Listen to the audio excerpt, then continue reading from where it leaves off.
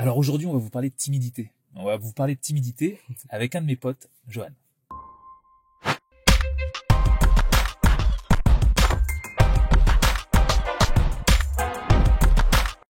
Alors, petite présentation rapide, Johan, est-ce que tu peux me parler de toi, te présenter à la communauté dans les grandes lignes? Dans les grandes lignes, alors je suis Johan Yangting, je me suis lancé dans l'entrepreneuriat en 2008 pendant que j'étais étudiant. Ouais. J'ai commencé en tant que consultant marketing digital à l'époque où tout le monde disait les réseaux sociaux c'est peut-être pas le truc intéressant où aller, Ouais. comme quoi on a bien fait.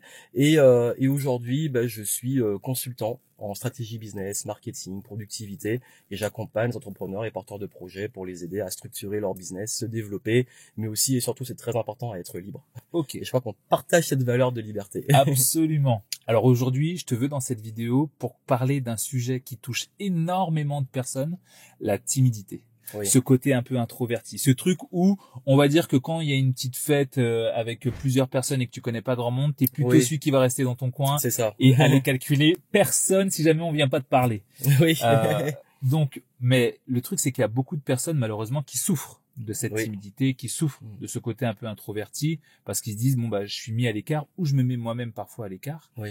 Mais ça peut quand même aussi être une force. Donc j'aimerais qu'on puisse aborder les deux phases, la phase professionnelle et la phase personnelle. Oui. On va commencer par la phase personnelle. En gros, voici comment est-ce qu'on va le faire. Phase personnelle, quels sont les avantages à être introverti, les inconvénients à être introverti, et Oui. surtout comment est-ce qu'on peut en faire une force. D'accord.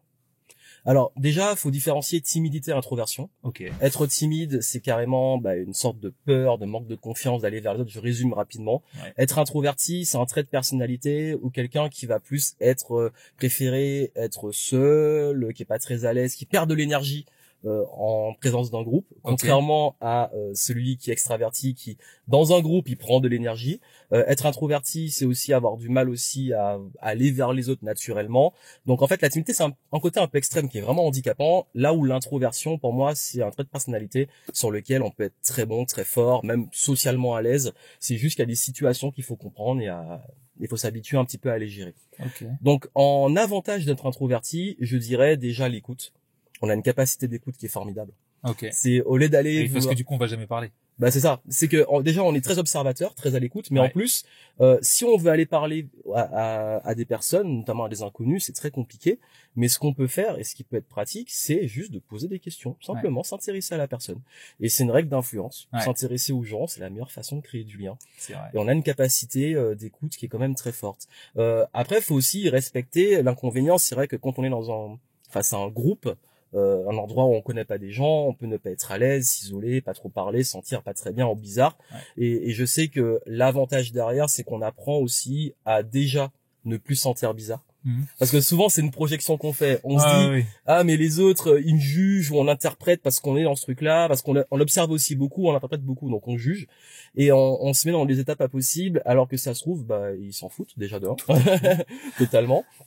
Et puis surtout, en fait, c'est juste se dire, ok, bon, je suis comme ça, je suis pas du genre à aller vers tout le monde, je l'accepte, mais je peux faire des petits efforts, aller parler à une personne qui est un peu plus seule, ou aller essayer d'avoir un contact, à mettre en relation avec les autres. Donc, essayer de créer ce lien du mieux que je peux et s'habituer aussi à cette situation-là. Ouais. Donc, je pense que faut accepter ça et puis il faut aussi accepter qu'on a besoin de se ressourcer en étant seul. Ouais. Oui, c'est vrai. C'est souvent le cas des personnes qui ont cette personnalité ou ce trait de personnalité. Et le truc, c'est que pour continuer dans cette phase, on va dire un peu perso, il y a des personnes qui ont un autre souci avec ça. Ça va être toute leur partie de relations amoureuses ou bien se faire des nouveaux amis. Oui. Comment est-ce que quel conseil toi tu pourrais donner à quelqu'un qui est timide, qui n'a pas facilement, on va dire, un lien pour aller aborder l'autre ou pour aller voir l'autre, que ce soit amicalement ou amoureusement. Oui. Quel conseil tu pourrais lui donner?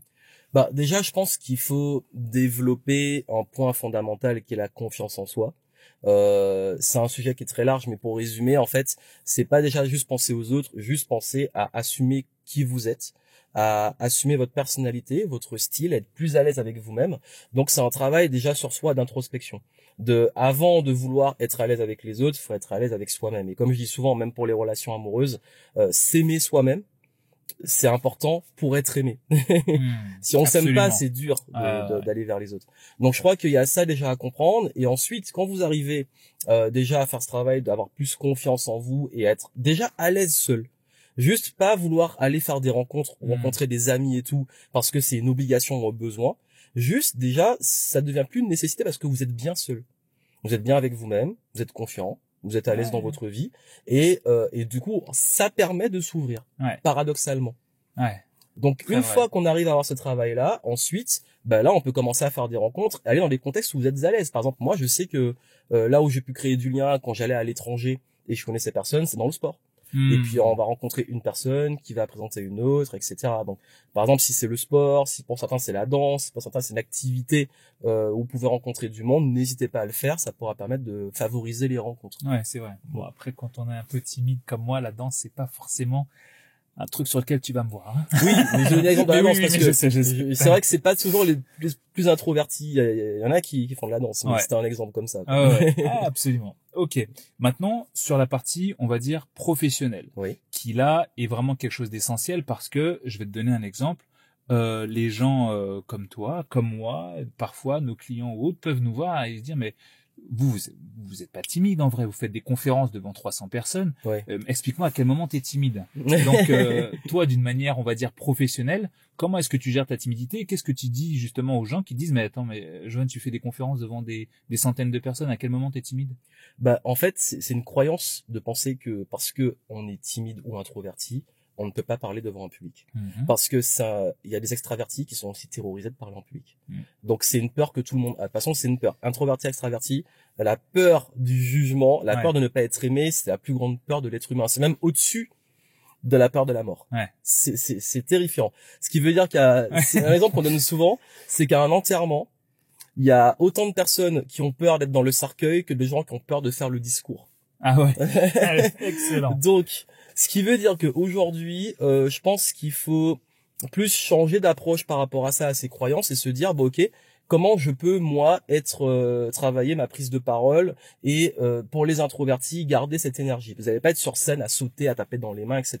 Vous allez être plus calme, plus posé, avoir une sorte de prestance. On peut avoir du charisme quand on est introverti.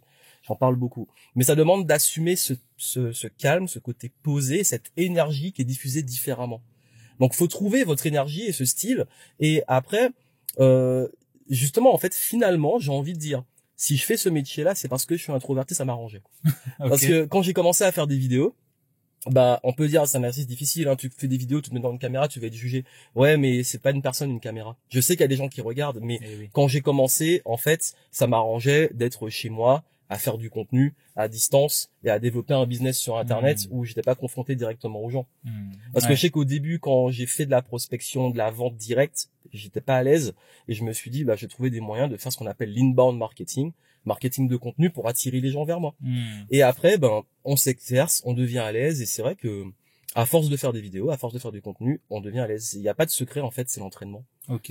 Et alors, pour le coup, tu as des personnes qui vont malheureusement pas être dans cet avantage de pouvoir créer du contenu pour vendre. Tu as des gens qui vont bosser dans une société, ils vont bosser dans une boîte, il va y avoir des gens autour d'eux, des gens qu'ils ne connaissent pas, ils viennent d'arriver, ils sont extrêmement timides, ils ne savent pas à qui parler, c'est leur premier jour ou leur première semaine.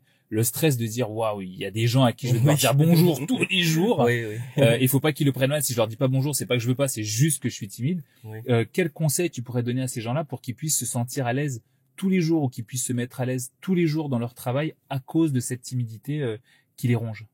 Bah en fait, là je pense que au-delà il n'y a pas vraiment un secret ultime si ce n'est sortir de la zone de confort et s'exercer à faire des trucs très simples.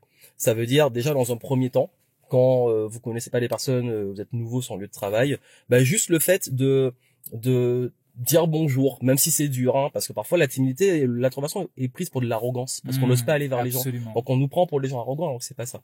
Donc juste les simples formalités de politesse et puis retenir le nom des gens et simplement de temps en temps ça peut être une demande particulière à une personne, ça va être une occasion peut-être d'aller discuter avec elle, peut-être d'essayer aussi. L'astuce que j'aime bien, c'est quand j'ai un peu du mal, je vais toujours essayer de trouver la personne avec qui je me sens la plus à l'aise et essayer de lui parler. Et cette personne-là, le fait de parler à cette personne, si c'est un groupe, si elle parle à d'autres, ça va vous ouvrir après au cercle. Ouais, je vois. Donc, allez vers une personne qui peut-être aussi est peut-être introvertie comme vous, ça existe, hein, ou la personne avec qui vous sentez un feeling naturellement, allez vers elle. Mais sinon, il n'y a pas de secret. C'est s'habituer à, enfin, faut presque s'exercer. Moi, quand j'étais vraiment, en fait, on n'a pas donné la backstory. Hein. C'est que quand j'étais petit, j'étais incapable de parler à des inconnus, et même quand mes parents me disaient va demander un renseignement à la dame là-bas, l'horreur. J'étais paralysé. Je pouvais pas, et je préférais me perdre que demander mon chemin. C'est pour vous dire. Donc, je suis pareil encore aujourd'hui. Je demande pas, j'essaie de trouver. Il y a des fois, ouais, même encore aujourd'hui, j'ose pas demander. Puis après, j'ai appris, c'est vrai, mais en fait, demande aux gens, demande de l'aide, ça va plus vite. Mais justement, c'est ça, c'est que je crois qu'il faut pas chercher le truc compliqué. Habituez-vous à être bizarre, mais en fait, on voit qu'on n'en meurt pas. Habituez-vous à parler à des inconnus, à parfois être maladroit, à parler de la pluie et du beau temps, à poser une question, à faire des compliments, et juste de temps en temps, vous allez voir, ça va devenir naturel, et vous allez voir que finalement, c'est pas si dramatique. Alors, je suis pas là pour vous dire que moi, je suis quelqu'un qui va parler à tout le monde, etc.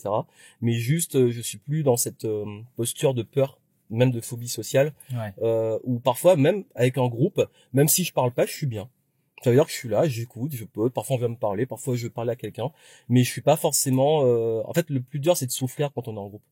C'est quand on est là et puis on se dit, je sais pas quoi dire, je sais pas quoi faire, mais si on est tranquille, posé, on écoute, on observe, on le vit mieux aussi. Ouais. Alors, et maintenant, une dernière question qui va être à l'inverse. Oui. Comment est-ce que il y a des gens qui fréquentent des gens timides, ils ne savent pas comment faire avec eux. Oui. En gros, quel conseil tu pourrais donner à ces gens-là en leur disant voici comment mettre à l'aise quelqu'un de timide? Déjà, comment ne pas mettre à l'aise quelqu'un de timide? Être trop tactile. Lui demander trop de choses d'un coup. Parler trop fort. Être trop proche. On a besoin de notre bulle. Hein. Les introvertis ont besoin de leur bulle. Également, lui faire des réflexions sur ça, sur pourquoi tu parles pas, est-ce que tu t'amuses, est-ce que t'as pas l'air bien, etc. Juste, en fait, très simple, s'intéresser à lui, lui poser des questions. Mais gentiment, pas enchaîner un interrogatoire. Hein. Juste ouvrir la conversation et le mettre à l'aise, lui proposer si c'est une fête à boire ou quelque chose. Toujours avenant, quoi. Être avenant, voilà, c'est ça. Mais surtout pas les remarques, surtout pas le tactile, surtout pas le trop de débit de parole, ça fatigue. Faites tous les premiers pas. Oui. Exactement. Vous avez compris une chose, être timide, être introverti, ce n'est pas une maladie. Ce sont des choses qui arrivent, ce sont des traits de personnalité qui en réalité sont une force parce que ça vous permet d'être au courant de choses que les autres extravertis ou personnes, on va dire un peu plus freestyle, n'arrivent pas à avoir parce que vous avez ce talent d'observation. Donc comprenez bien que c'est une force. Et d'ailleurs en vente, c'est ultra puissant. On pense qu'il faut être extraverti pour être un bon vendeur. Juste poser les bonnes questions, écouter, rebondir, observer, comprendre les besoins de la personne. On peut être très bon aussi en vente quand on est introverti. Absolument. Jo, merci beaucoup. Au plaisir. Je vous mets toutes les infos de Johan ici en description. Si vous êtes timide ou pas, peu importe, donnez-nous vos techniques de façon à pouvoir rebondir, de façon à pouvoir trouver des solutions, que ce soit pour les timides ou parce que vous êtes timide. Et si jamais vous l'êtes, lisez les descriptions, je pense que vous allez apprendre plein de choses.